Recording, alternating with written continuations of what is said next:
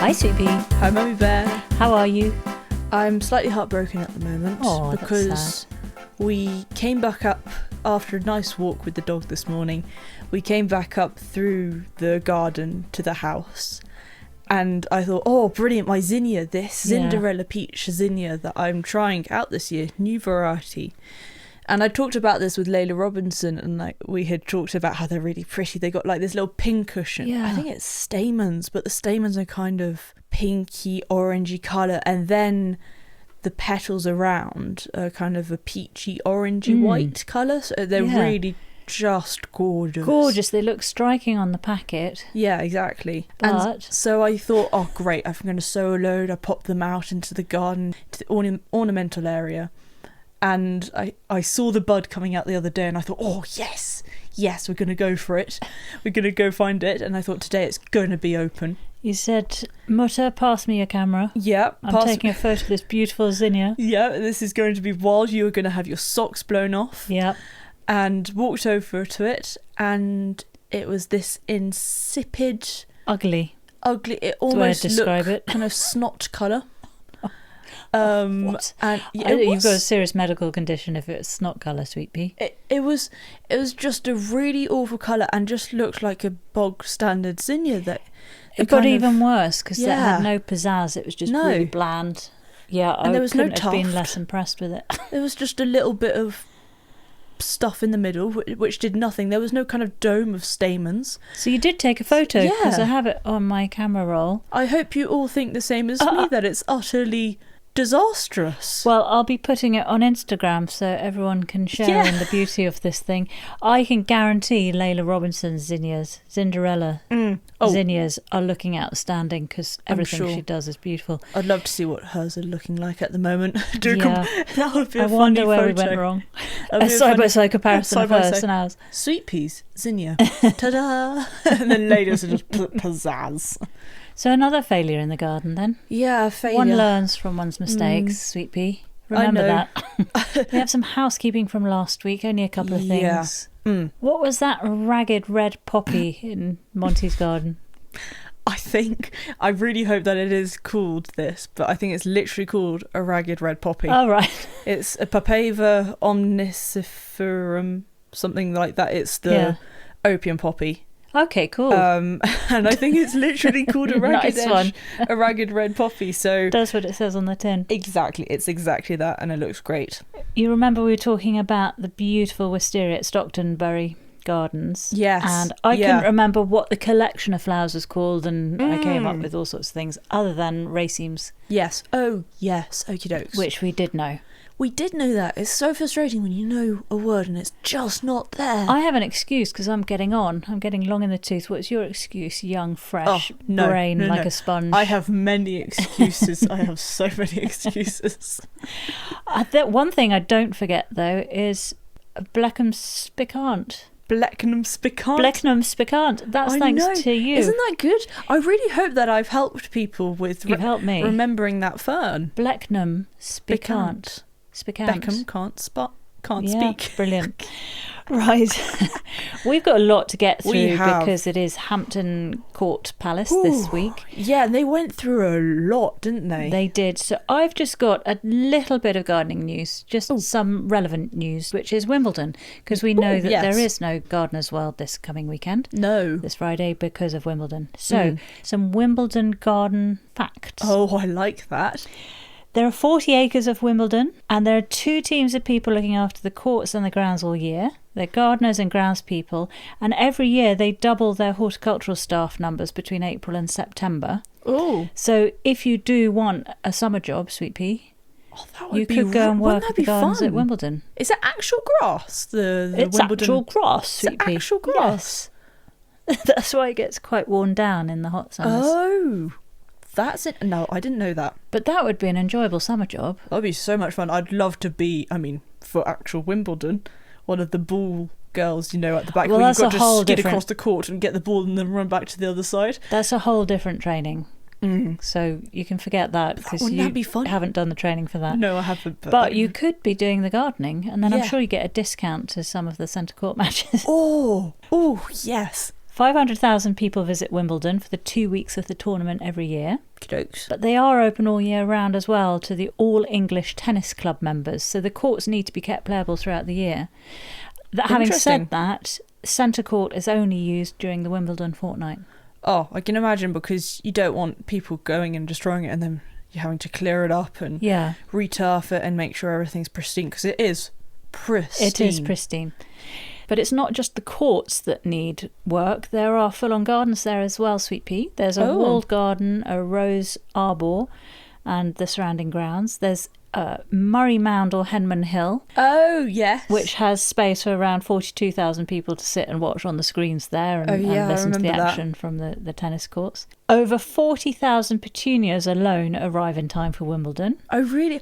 Oh, I think I see them everywhere. They're everywhere, That's a very good point. Hanging baskets. I mean, they're everywhere. There's also a living wall there, or a few living walls, so also on those. Oh, I didn't know there was some. They talk about some living walls, actually, in this Hampton Court segment. Yeah, well, we'll get on to that. Very interesting. The Wimbledon buildings are famously covered in Boston ivy.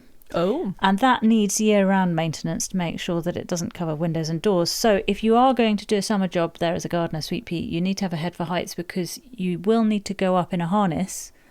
Oh, if I'm in a harness, I'm fine. Like the ivy. The actual courts themselves, they're seeded with perennial ryegrass, which is sown on top of 1.5 feet of soil, which sits on top of a gravel base. Oh, okay. The courts have year-round lighting to ensure consistent grass growth across the court. So if half the court is naturally in shade for some of the day, then the lights make sure that the grass grows at the same pace over there as it does over there in the sunlight. That is really, really funny. I've never ever thought of that, actually. No, you don't, do you? And then as well as that, each court has huge fans which keep the temperature down at grass level to make sure that the grass doesn't get scorched on hotter days. I mean, that so much involved. That is a lot.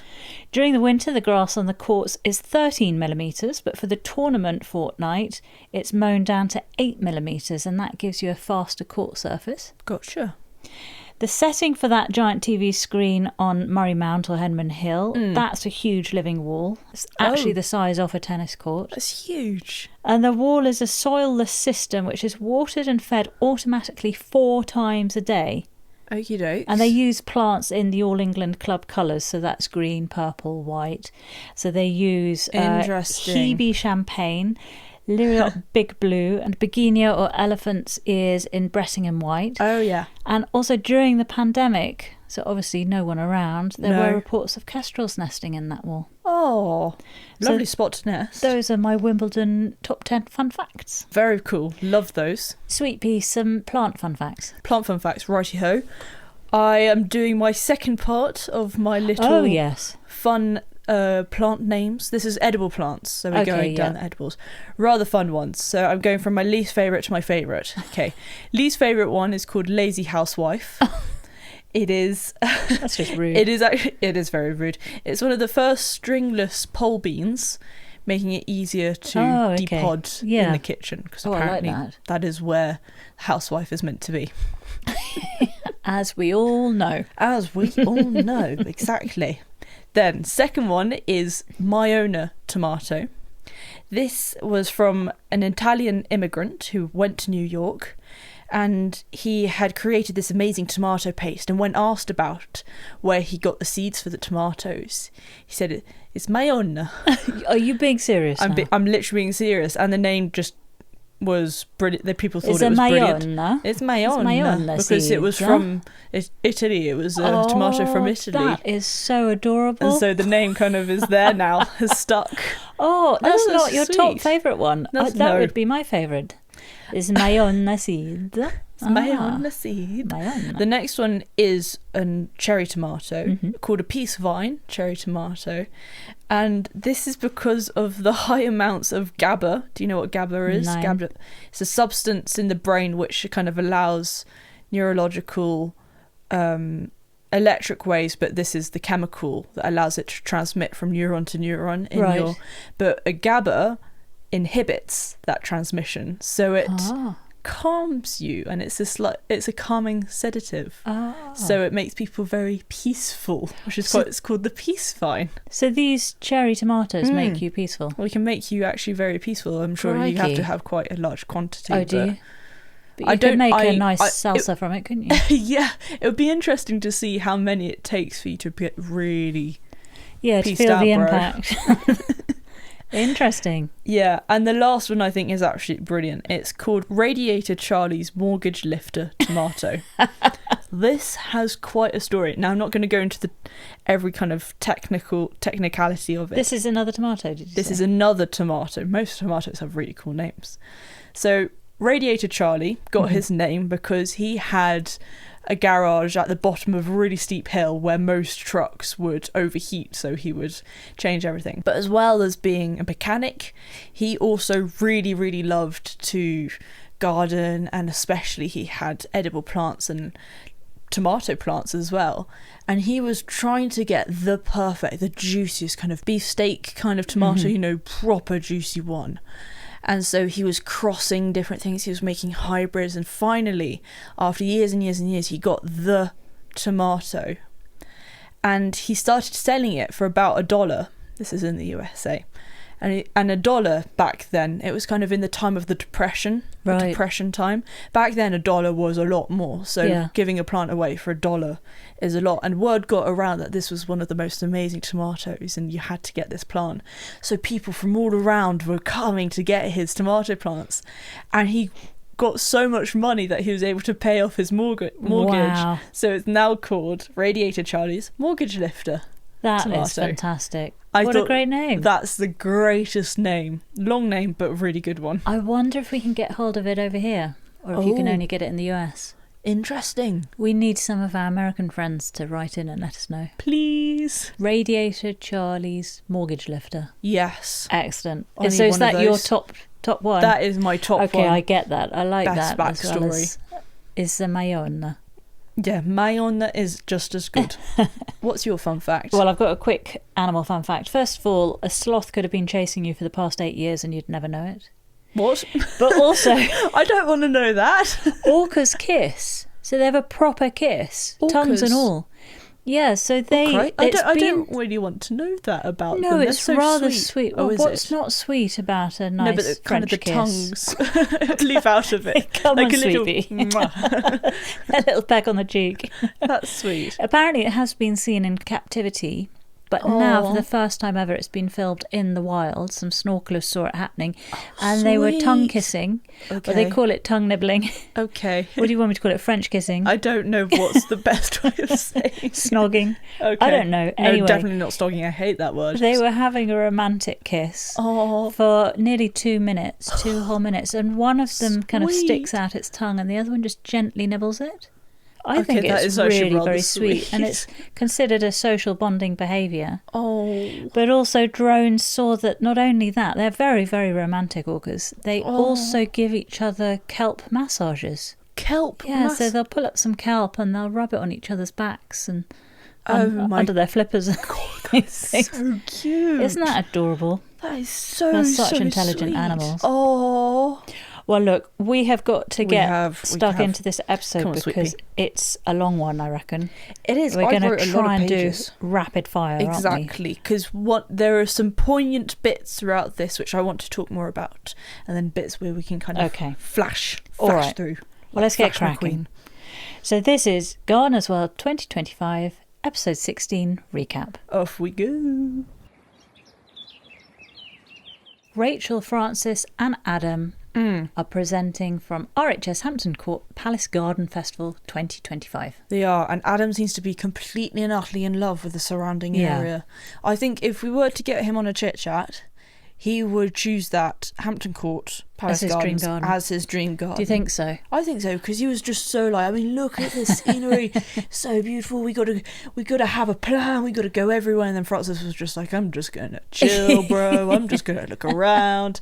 And of course, Rachel was the mediator. The mediator, exactly that. Completely. Before we dive into this show, though, I just wanted to take a moment to appreciate Frances's dress and Rachel's dress. 2 very, very different dresses. But both as beautiful. But I can tell you Frances's is from Sainsbury's, an absolute steal for £26. Really? And it's still available. So if you did like her dress, then pop on down to your local Sainsbury's. Oh my gosh. And Rachel's is a bit more pricey, and that's from NRBY Clothing. I will put links to both of them on our very nice podcast notes on our website. Gosh, we're going to have some fashionistas walking around with all the gardening gear. Now then. Yeah.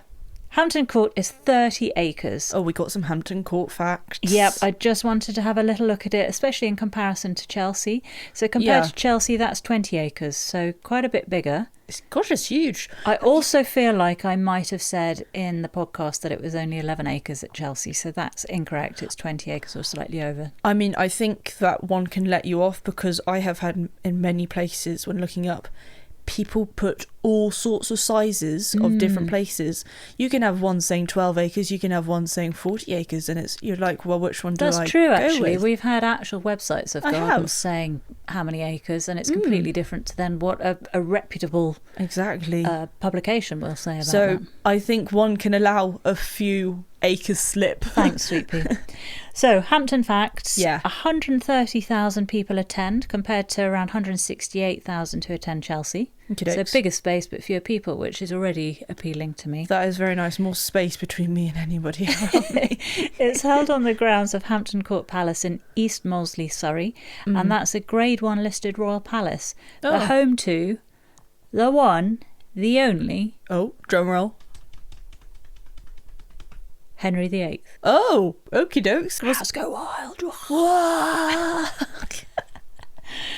It takes 3 weeks to build a show garden and 2 weeks to build a small garden, but designers and build teams have only 5 days to dismantle it all afterwards. Well, that's unfair. After 26 years, they had a spot of rebranding with Hampton Court. So the RHS changed it from the Hampton Court Palace Flower Show to the Hampton Court Palace Garden Festival. Interesting. I didn't know that. Okie dokes. The floral marquee, that's 6,750 square metres. That's big enough to fit an FA football pitch inside. Ooh, that's always good to know. Bring a bit of football into it. To compare it to Chelsea, the Great Pavilion at Chelsea, that was roughly 11,775 square metres. So again, bigger at Chelsea. You really are going to get your steps in, aren't you, when you go to these shows? You are. Can you imagine? Oof, Need some good shoes, don't you? My move ring is going to be like moving a lot.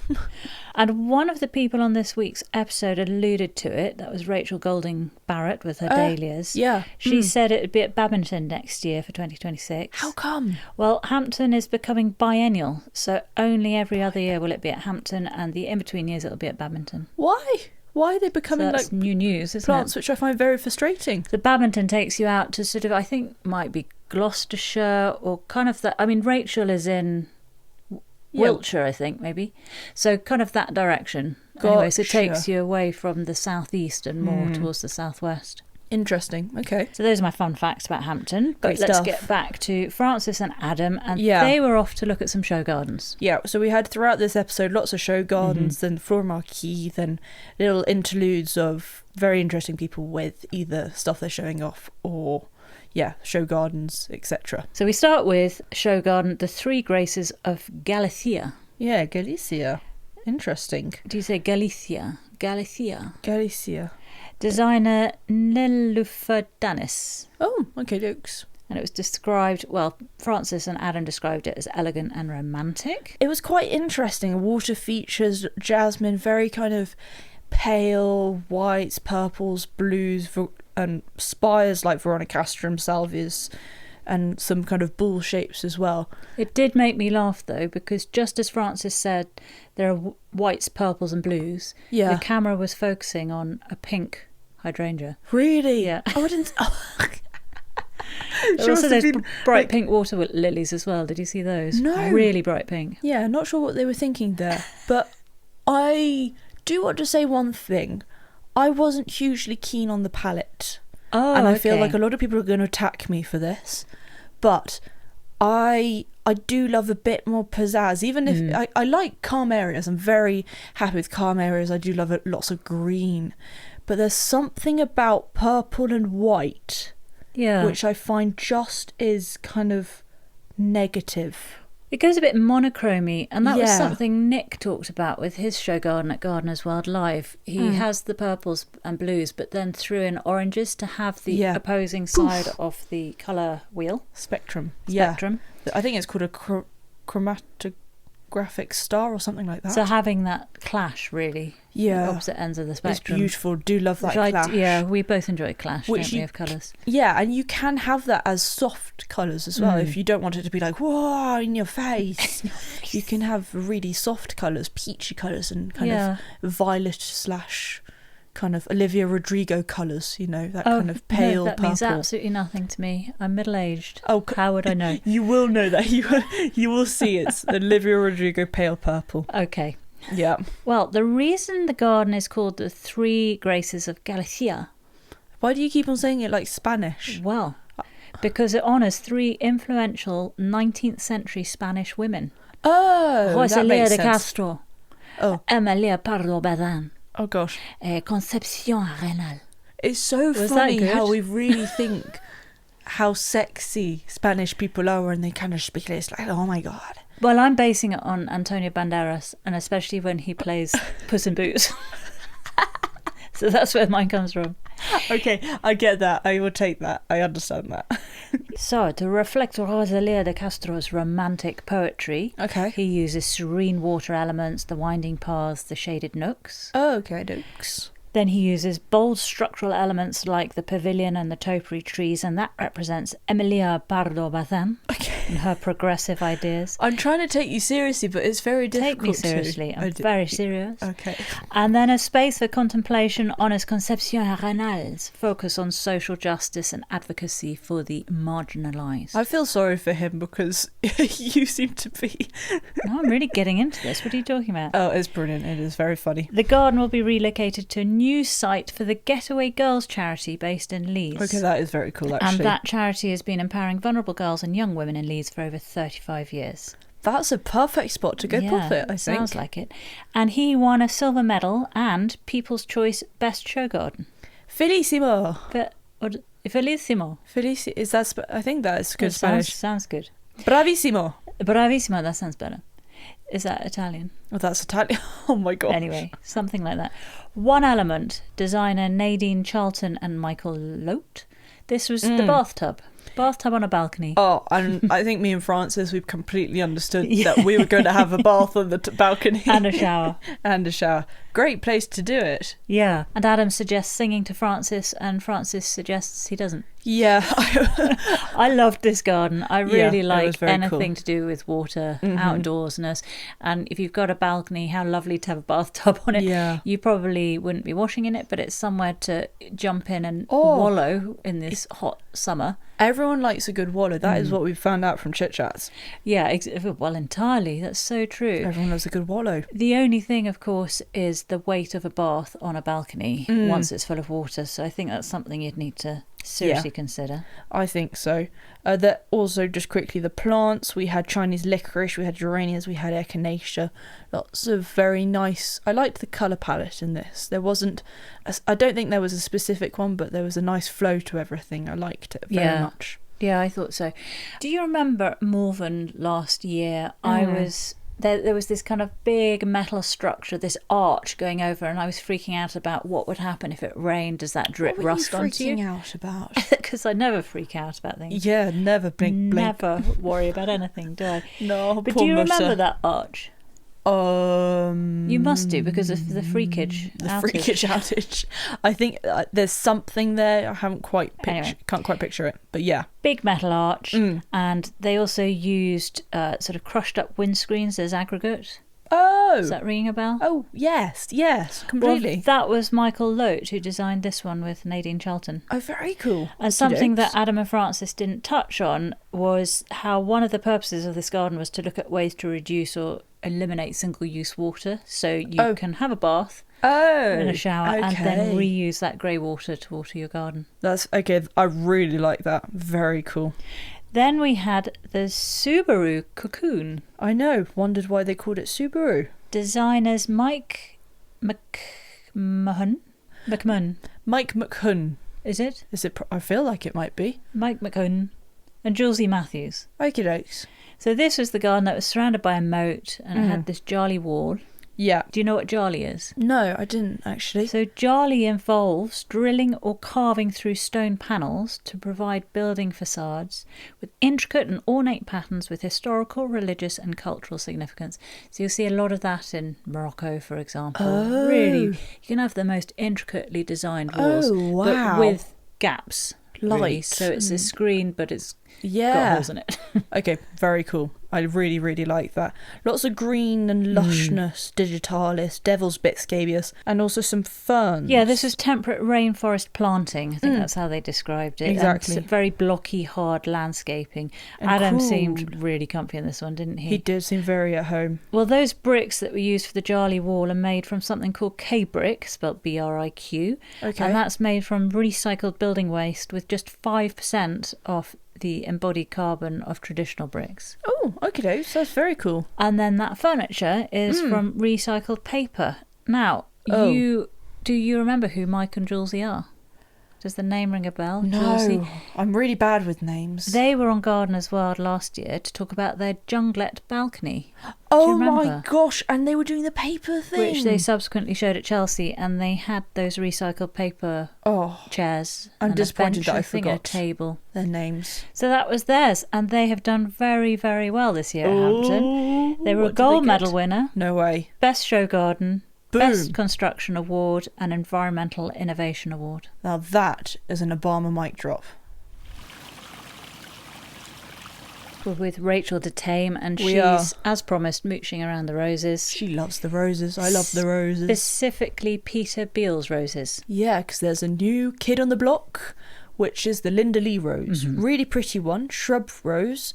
Quite Compact, she said. Quite compact, but it can get rather big. I mean, you can get it to like about a 1 metre tall, I think. Right, okay. But it's brilliant. It's disease resistant. It can grow in porous soils, so you've got a really good all-rounder rose there. She did talk about it having really healthy looking foliage, and just as she said that, the camera scans past a leaf with a little black spot on it. Oh no, what are they doing? I don't know. Why do they keep on going to pink plants in a purple area and to a black spot on a healthy plant? Anyway, Peter Beale's roses, they won Best Rose exhibit. Oh, lovely. And then we go into the floral marquee. There's a new flower farmer called Rachel Golding Barrett. Another Rachel. She's owner of the Tetbury Flower Company. She is. And that's a flower farmer nursery in the South Cotswolds.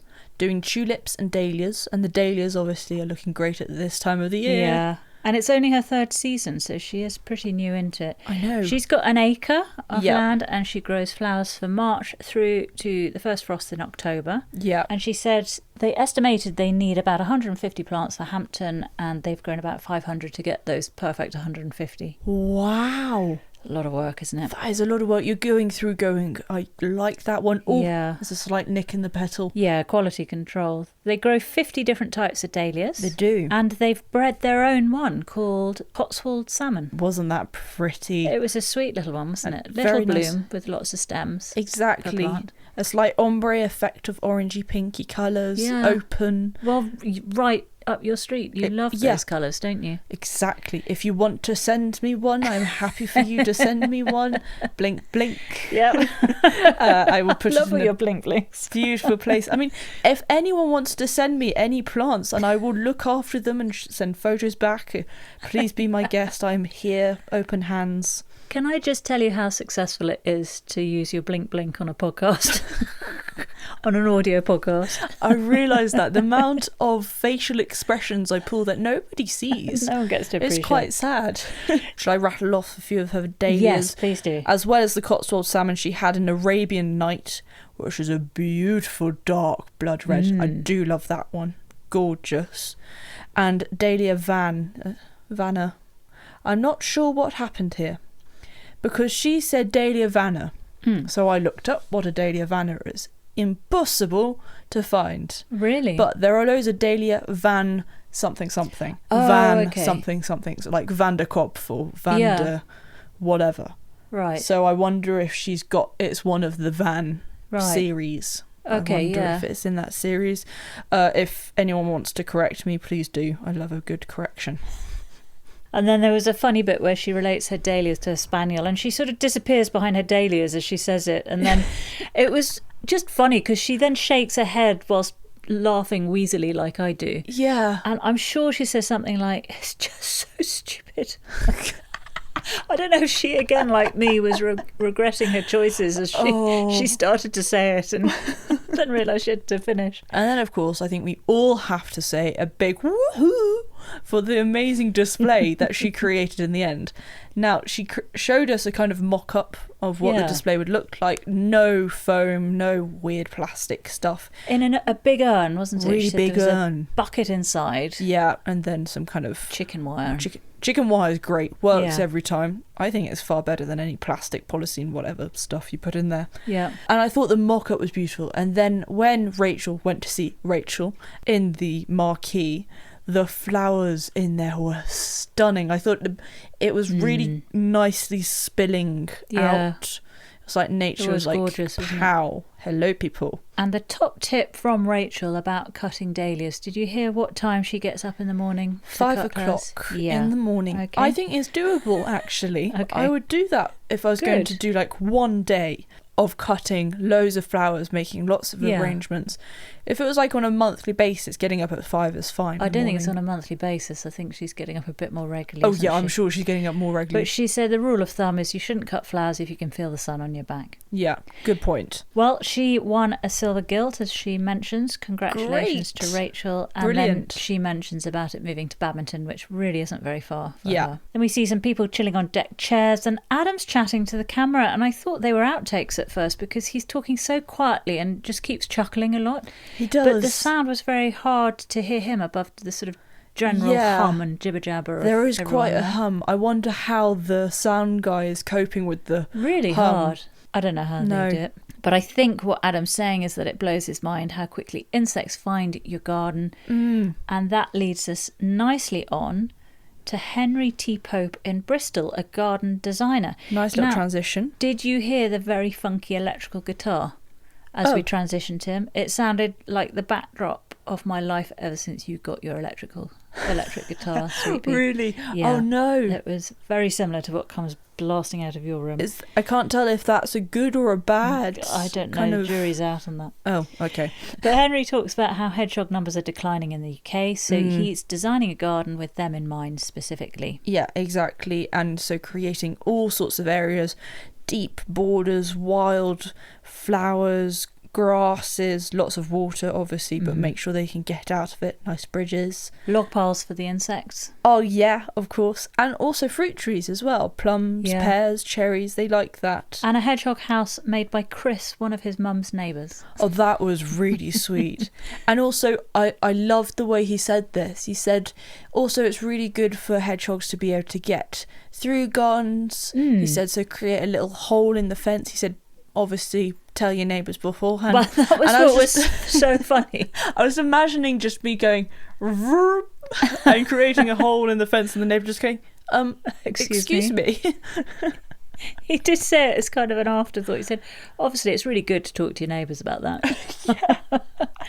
Then he has an Attenborough moment as he's watching a little hedgehog come into the garden. That was really cute. At dusk. And he whispers some narration over the top of it. Oh. And we get to see his show garden, which is called Welcoming Wildlife. Designer Henry T. Pope. Yep. And he says how to make it friendly for the hodgepigs. He has shrubs to provide canopies to hide under. Yeah, he had the Cornus alba sibirica, he had geraniums, lots of sprawling plants, anything they can kind of crawl under or kind of hide themselves around.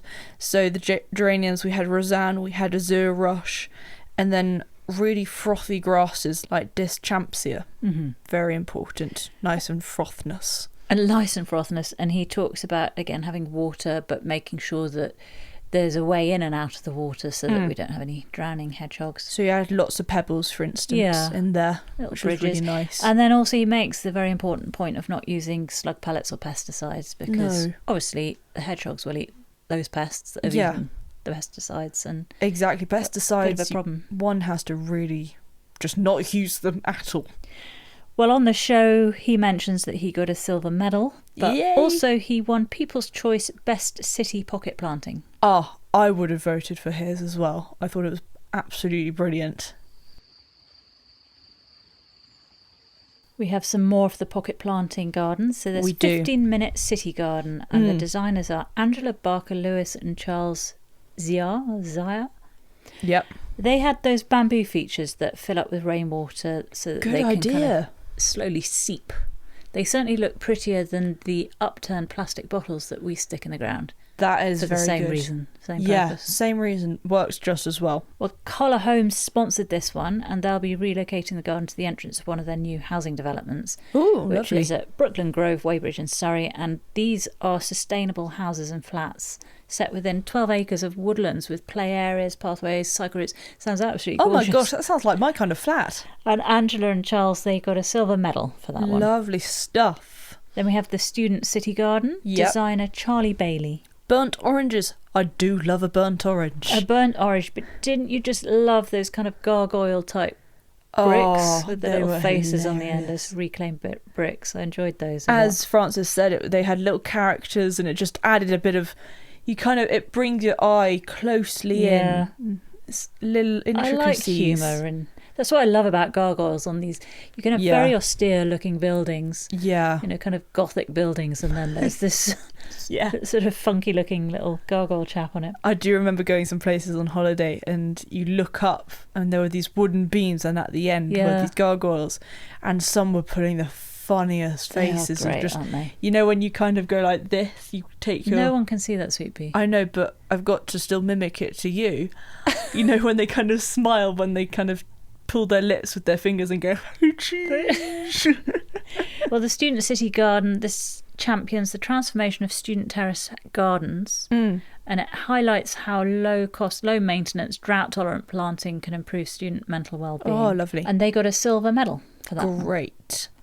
Then we have sunlight shining through. Designers Zekan Ren, Xua Xu, Tongyan Liang, and Minjie Yang. Don't know if I pronounced those right. This don't was know if the you did. beautiful gravel coastal garden. I really loved this. This was very, very cool. And also the shells in the I gravel. really like the shells in the gravel, the sea hollies, the cornflowers. Something brings me back to and really pulls me into a coastal garden. There's something I just immediately think of smelling the sea and just all these It very evokes holidays and and calm, happy silvery places. leaves as well, Yeah. because they have to deal with the sun and the salt and everything. Yeah, I really loved this. One of my favourites. It is same. And they got a gold medal. For that Oh, one. well, there you go. Yeah. We loved it. They loved it. Everyone loved it. Then we went back into the floral marquee. We did pop Can back in you there. imagine how hot it must have been in there? Oh, cool, blimey. And Adam was in a proper shirt buttoned up to the top, long shirt and trousers. And I thought, how are you doing this, mate? You should What be in did you shorts want and a him in? vest. Shorts and a vest. Yeah. I don't think that would be Hawaiian shirt. a Hawaiian shirt. That would work, wouldn't That it? would have really worked. And in here we went to Daisy Roots Nursery, and did. Adam talks about groupings of plants. He did. And I love this. Absolutely love this plant, the Allium Red Mohican. But as he said, very important. And I think this actually happens when you buy a lot of things. Didn't you tell me the story of how you bought this really nice purse, red, green? Yeah. You tell the story because I can't remember it correctly. I was on holiday with a friend. We had been diverted. We were coming back from somewhere far-flung, and due to snowstorms, our flight to Heathrow was cancelled, so we ended up being diverted to Milan. And my friend and I did a big shopping spree because we had nothing else to do. No. We were looking around all these amazing shops, and obviously it's the capital of fashion. Yeah. All sorts of things. And there was this beautiful wallet which was in leather, different coloured leathers, dyed leathers, really beautiful, and it was in oranges, yellows, greens, but that sounds a bit naff, Reds. but it was really classy. It was. And yeah. I absolutely loved this wallet, so I bought it. And when I got it home, I didn't like it. No. And it was the light, it was the environment, whatever it was, but it worked where I saw it in Milan. In place. Did not work at all back here in the UK. Exactly. A really horrible purse. I think that story reinforces the point of Adam talking about how you can have the Allium Red Mohican. Looks absolutely gorgeous. You could take it back to your place and go, oh, it doesn't look so good anymore. Yeah. But you need its surroundings. You need the context of the planting. Context. Exactly. So true, isn't it? To work hand in hand. So the context of the planting here was Eryngium yuccifolium. Never seen that one before. Agastache blackadder. Do know about that one. And lots of grasses to add the waft. Bit of a waft. Well, Daisy Roots Nursery won a gold. Great. And then Adam goes and chats he does say how one of the things he likes is meeting friends and growers at these events. It's exactly what Monty said at Gardeners World Live, because Adam pops over to see Rob and Rosie Hardy of Hardy's Cottage Garden Plants. They've been coming for 35 years. 35 years. And they showed a photo of what their nursery first looked like, and it was just in their back garden, and it reminded me very much of Dan from Dan's Plants. Oh, that's when such he came a good on point. our chit chats, and he talked about how he started out, and he's in the very early stages. Yeah. And he's talking about graduating from Grandma Lily's greenhouse and garden to now his polytunnels on the land he's got, and expanding how many tunnels he's got. Yeah. So I thought must be really great for people like Dan, as Adam called him, the new kid on the block, starting out and seeing how these old pros have progressed from 35 years ago. And maybe that'll be Dan in 35 years. I'm sure it will. Gosh, he's got the bit between his teeth. He'll be brilliant. And Rosie reiterates right plant, right place, which is similar to what you were saying earlier. They did have some pretty plants as well, which was the Anisodontia al Rayo. That was Rosie's favourite. Yep. And the Anothera, which I call Agora, but apparently is now called Anothera. I can't say that because there's a slight lisp. And that was Rob's favourite. Yeah, called Ice Cool Rosie, and that's a hybrid that they have created themselves. Well, they got a gold as well. Oh, fabulous. And then we have a brief moment of Rachel wafting past someone and giving them a wave. Yeah, imagine that person going, double take, is that Rachel to take? And then Frances shows us RHS Vertigro designer Adolfo Harrison. This is the high walls with all sorts growing on it. Yeah, so this comes back to creating those living walls that we talked about in Wimbledon. Mm-hmm. I am really loving it. If I had huge walls surrounding my dream garden or something, I would want them to be living walls. I really like them, but like with the Wimbledon one where they're watering and feeding 4 times a day, I just think about the maintenance, because you know, we talk about being on a hill and it being free draining. Mm-hmm. A vertical wall's your ultimate in free draining. And it seems like there's a lot of maintenance involved. I absolutely love the idea. I'd rather plant walls than concrete walls, but how do you maintain them? And I don't even want to think of the junctions of the irrigation system you'd have to set up. It's a lot to think about, really, It isn't is. But it is really lovely, and the whole idea of cooling temperatures, creating that green space. It looks gorgeous. And in here there were lots of different shades of green with Muhlenbeckias, Hacknacloas, ferns, ivy, Fatsias, Acias, Sephoras as well. Yeah. We had them all in there. And then there was the little spot just next to it of an easy... This made more sense to me, is to have climbers. It did. It seemed a bit more boring to me, but... To have climbers? I do like a good climber, but there's something about that green wall which just makes me go... It was special, it really was. Yeah.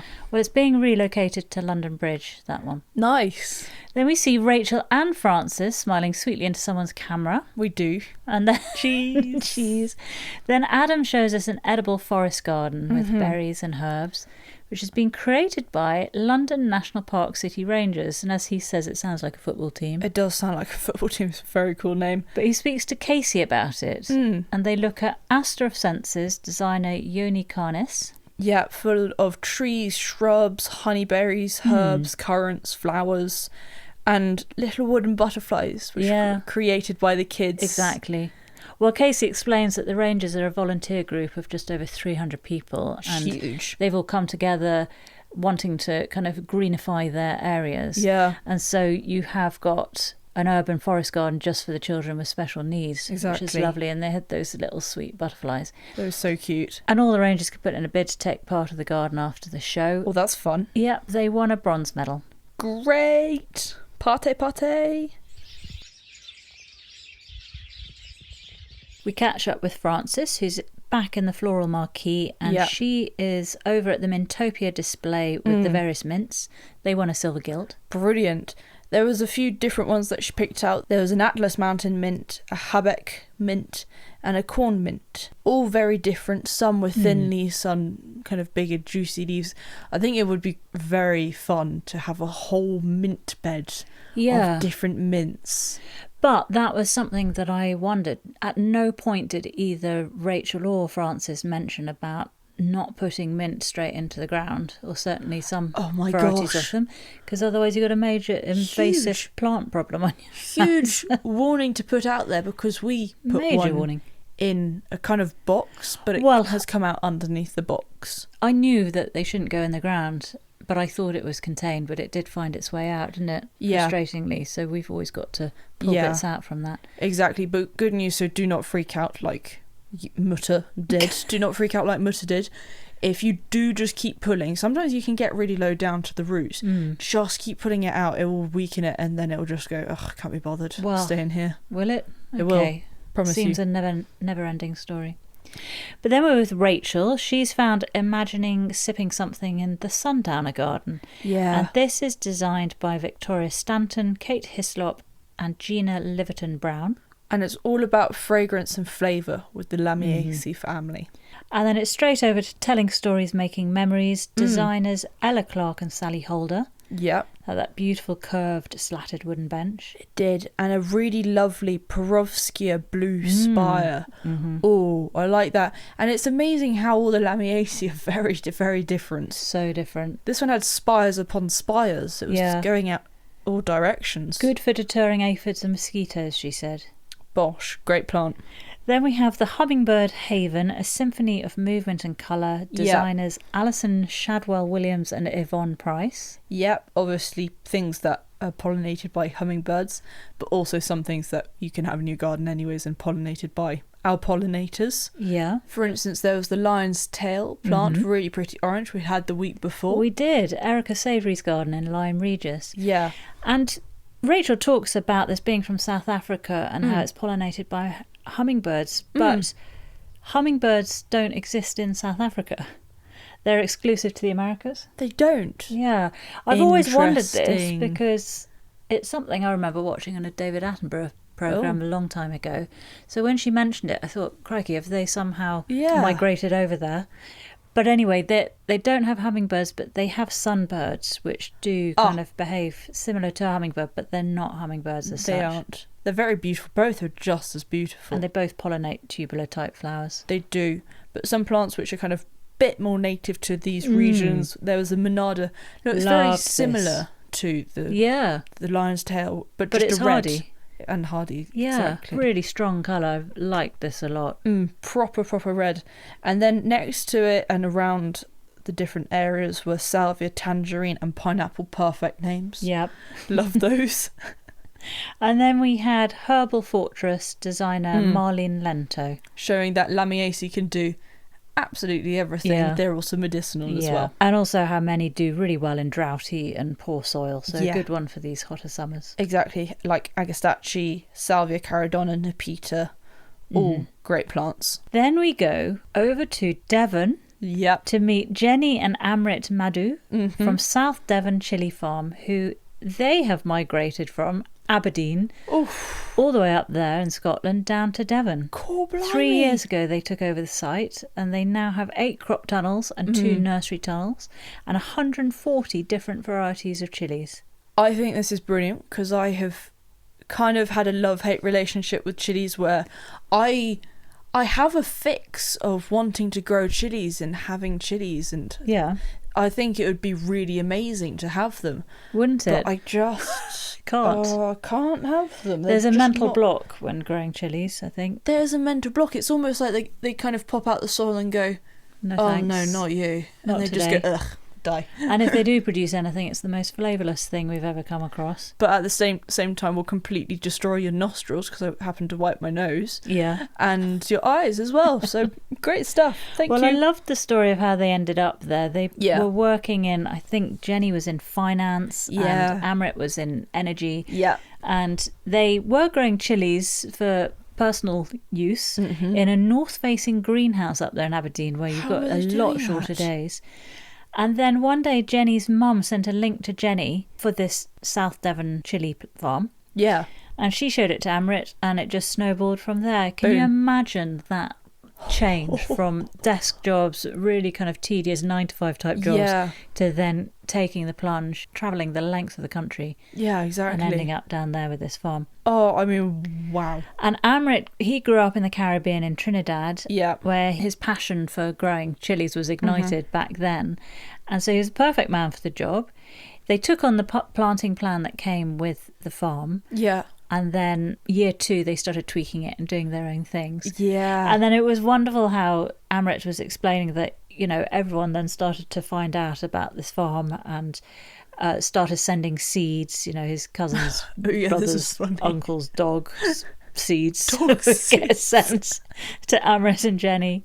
Yeah, and just no label, so it's just like I've got all these random seeds. So exciting though. Oh my gosh, what fun to be doing that after what they were doing before. And then really he talks about this Trinidad pimento, and as soon as word got out, every Trinidad person I don't know how you'd say it, was on the phone wanting some. Yeah, exactly. They had loads of different colours. I mean, they had purple ones, they had red ones, they had yellow ones, they had Chacha chilies, Hungarian hot wax, which is the chili that I grew. And well, he did say it's very mild, but this not to my eyes it isn't. Yeah, that's your eyes. You're not meant to put it in your eyes. Put it in your mouth, and it was mild. It was non-existent. It was. And he did say you can harvest it before it's fully ripe, though. Oh, yes. Maybe we waited too long, but he did say it should get sweeter. Anyway, it was rubbish. I have no idea. I need to look into this more.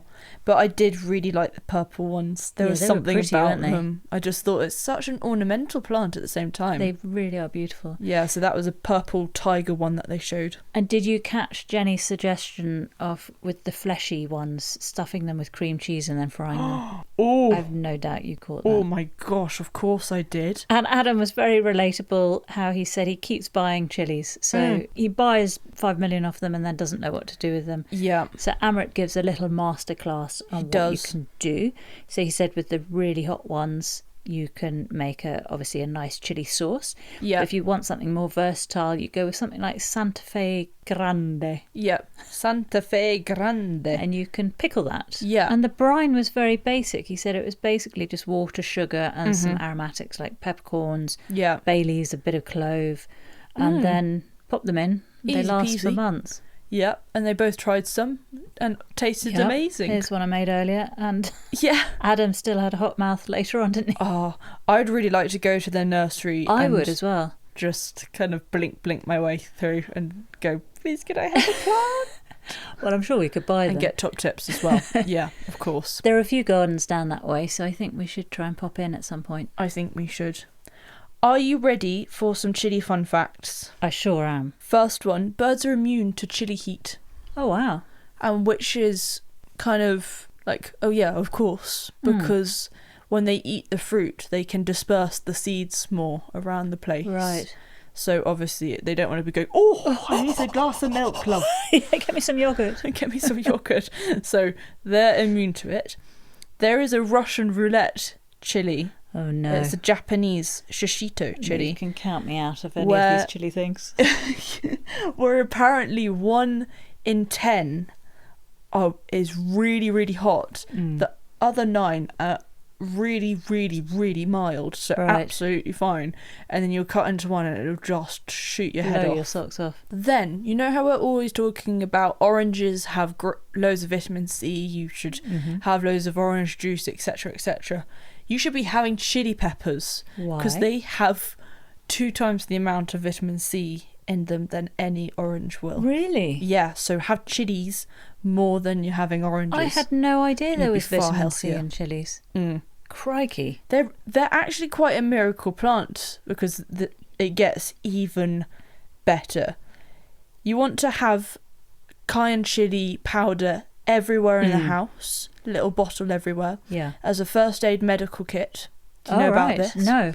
Because this blows my mind, because you think about it, the worst thing, like when you rub a chili on your hand and then into your eye like I did, you just burn yourself to death. Well, you'd think that rubbing chili powder on an open wound would be absolutely awful. It's not. First of all, not getting into the kind of the technicalities of it, but it is able to equalise the blood pressure around the wound area, stop the blood from pumping out so quickly. Wow. Helps kind of coagulate the blood more. No way. So it helps you kind of scar up. Right. And at the same time, interesting. it can help alleviate pain from around the cut. So actually, it's far better than any bandage you'll have is to put chili powder on a really open wound. So if, for instance, you have a really bad cut, like I had one time in the kitchen from a knife, cut off the end of my finger. Ouchies, yeah. Yeah, not nice. You get chili powder, whack that on, and it will help stop the blood when there's a lot of blood. Okay. I think that's something everyone should know. I'll bear that in mind. I'll try that out on you next time you cut yourself. You've tried that out of me? Oh no.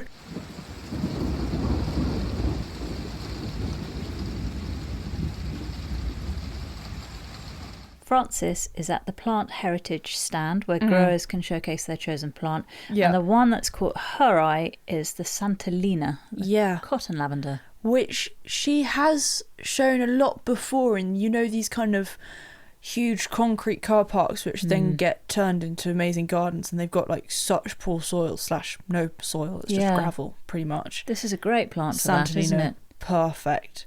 Well, she speaks to Jess from Botanica Plant Collections, who holds the national collection. And they show off a load of different plants and different shades, and how it doesn't have to just be that kind of garish yellow of the Santolina. It can be a really pale yellow, which does go nicely with the silver leaves as well. So there was a lemon fizz, an insularis, and a small nest were all favourite varieties. And what I liked was how Jess said it's very easy growing, drought tolerant, so if you forget about it when you go on holiday, not a problem. It'll be there when you get back. Exactly. We need those. We do. And also the fact that you can use it instead of box Yeah, hedging. that was interesting. Just keep it really tightly trimmed. Yeah, good. It's an evergreen. I was sold on that, actually. I was sold on that, and I thought a really nice, low, kind of edging the border. Wouldn't that look lovely along a pathway? Wouldn't that be nice? I'm getting ideas. You are. More work. More work. Then we have a garden of two tails, designer Daniel March. Yeah. And Adam was just kind of giggling his way over to Frances. I think he still had hot chili in his mouth. Yeah. They had all these steel rods, which basically look like the rods that we use for our steps. Oh, yes, the ones that hold them in. Yeah. Yeah. That was interesting. And lots of London planes around. Yeah, canopy of trees. Exactly. And I loved throughout all of this, Adam and Frances had this banter, didn't they? Exactly. And Frances really holding her own. In fact, really quite cheeky to Adam, because at one point he talks about all the reflective surfaces. And Frances says, so you can check if you've got any seeds in your teeth. Oh, that was so witty, so sharp. From his chili escapades. Yep. Then we have a woodland edge, designer Nicholas Navarro. Yes. This is a wild space, a chill garden. And there's a celebration of compost, isn't there? Do you remember that compost in the circular space? Very it's nice. Kind of these vertical logs which look like silver birch, or certainly birch of some sort. Yeah, and it was creating a proper feature out of this compost station, and lots of kind of mulch on top, which, as Frances said, good mycelia in there. Well, finally, we have the RSPB and RHS Swift garden, designers Lily Gom and Coral Thomas. Yeah. And the awesome Bill Bailey comes onto our screens. Oh, brilliant. We are major fans of Bill, aren't we? Huge fans of Bill Bailey. I wish he was a regular part of the team. Yeah, that would be really cool. He's really funny, really intelligent, really talented. Yeah, he can do it all, really. He can be the serious David Attenborough-like when he was talking about the Swifts. He's so knowledgeable on things. And at the same time, he can jam a good piece of music, and at the same time, he can be really witty on QI, for example. But he does need a hat on that head. Oh my gosh. That was worrying me throughout this. That beating sun, yes. Yeah. I felt sorry for his head. Have you heard the saying in Australia, slip, slap, slop? No, never heard of that. Slip on a t-shirt, slap on a hat, and slop on the sunscreen. Okay, slip, slap, slop. Bill could take notes there. Very nice. Anyway, he talks about how the Bailey family would go out to bird reserves and sanctuaries when he was a young chap, and his mum used to repeatedly say, I just want you to love nature. Yeah. And clearly it's rubbed off on him, because he very much does. And I loved how he talked about how he goes on tour. And these, I've listened to a lot of comedians talking about their schedule when they go on tour. It's brutal. Really brutal. Oh, not crikey. getting much sleep. Oh, no. being able to find a sanctuary like Bill does, so just go off with some binoculars and go bird watching and go out into nature, really. That sounds lovely. I think you really need that balance when you're in such an intense environment. Yeah. He then mentions about the swift numbers declining 70% down since 1995, which Everything's is quite declining. upsetting, isn't it?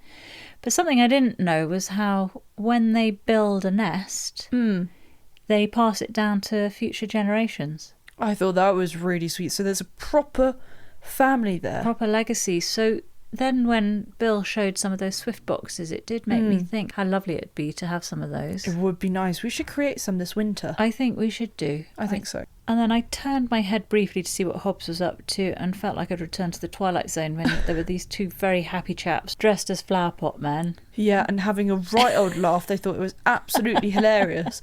I thought it was hilarious. They pop their little heads out, go, yoo-hoo! And then I went to the Twilight Zone at the end when I just finished wrapping up my notes. And I saw a whole load of people playing carrots. Oh, I Did didn't you see that. No. At the very, very end, No. carrots had been carved into flutes and all sorts, and they were playing the carrots. Interesting. I bet Bill Bailey was involved in that. He loves that kind of thing. I had no idea what planet I had just landed on.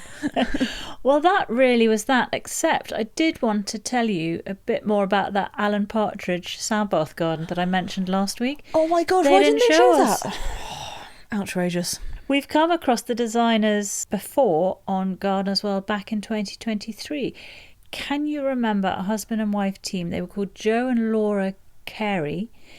And when we saw them in 2023, they were sitting down next to each other. And in their intro, Joe said the sweetest things about Laura, about her work ethic and oh my god, how incredible she was. And they used in their show garden that year those beautiful porcelain butterflies. Yes. That they had commissioned for it. Oh, they were gorgeous. Well, they won a gold for the Alan Partridge garden. Oh, and that's great. the RHS actually interviewed Alan Partridge about his show garden, sweetie. Oh, yes. Do you want to hear a bit of it? Oh, yeah, do tell. I won't read the whole interview. Obviously, it's very tongue-in-cheek, but Alan, when he was asked how he would describe his relationship with gardening, he basically said he's not a fan of it. Oh. And he said, I have a lot of time for gardeners, proud, taciturn people with weather-beaten faces and limited social skills. I'm just not one myself. That's slightly rude. And then he was asked, will you be on the garden during festival week? And he said, yes, I'll be there for the press launch on the 30th of June, the day before the show opens to the public. Regrettably, I have dentist appointments on the 1st, 2nd, 3rd, 4th, 5th, and would you believe it, the 6th of July. Jeez, so I won't be on Louise. site to meet the public on any show day. Well, there we are, Sweet Pea, Hampton Court for another year. Mm-hmm. Next year at Badminton. Yes, that would be interesting to see what it's going to be like. Yeah, very interesting. So, your favourite plant from this week? It was the Purple Tiger chili. Oh, of course it was. I thought it was absolutely brilliant. Loved it. And I want to get it and grow it. I think we need to find one, don't we? Yeah, I think know so, definitely. just the place in South Devon. I just think I might know the place. Mine was that Monada. Oh, it was a really nice red, Really wasn't keen it? on that. I love the lion's tail as well, but because the Monada's hardy, that's more appealing. Yeah, completely. And your top takeaway? Top takeaway was also on the Back chili chilies, front, yep. pickling them. Oh, and... no, that's the same as mine. Oh, no. No, it's fine. We can both have we the can same. both. It was just a really good top tip, Well, wasn't Sweet it? Pea, if you get growing some chilies, we can get pickling. Oh, gosh. I I'll need buy some you top a tips. chili plant for your birthday. Oh, that's lovely. Well, next week we have Wimbledon. Yep. Pew, pew. That's the ball going across the courts. However, for next time on Gardener's World, Yeah. Gardener's World has exclusive access to a brand new flower show at RHS Wentworth Woodhouse in South Yorkshire. Ooh, that's going to be fun. It makes a change to have one further north as well. Yeah. Everything's very south-centric, isn't it? It is. Excitement for the inaugural show is in the air as Joe Swift and Arit Anderson are joined by Frances Tophill, Adam Frost and Jamie Butterworth to bring the very best from the show gardens and floral marquee. There are some surprises too within the historic house, including some prize-winning vegetables. A passionate grower and his family exhibit their homegrown plants for the very first time. Their nursery is just down the road, so they couldn't be more local. And a plantsman from Blackpool shares an exciting new spin on hanging baskets and containers. Plus a look at the culture and proud history of Wentworth to explore how gardening and mining are so closely linked. Very interesting. We're going to see that all in 2 weeks' time then. That'll be 2 weeks' time, that's right. Okie dokes. Well, there we are for another week. Yeah. Thank you for listening. Thank you for listening. And of course, we've talked about a few different things that you're going to be putting on podcast notes, but also... That's right, on our website. Yes, go to our website, which is notjustagarden.co.uk, and do go there because it will help you. You won't need to do any super sleuthing. We put all the information there. It's spread out really nicely. Is it spread out nicely, Subi? It's spread out really nicely. It's a pretty page. I love the green. So you can find everything there. It's really easy for you to find. And please subscribe and give a great review. That always makes us feel fuzzy and warm inside. And we really hope that you enjoyed listening to our podcast. That's it. We'll see you next time. In 2 weeks' time. Bye-bye, Sweepy. Bye, Mummy Bear.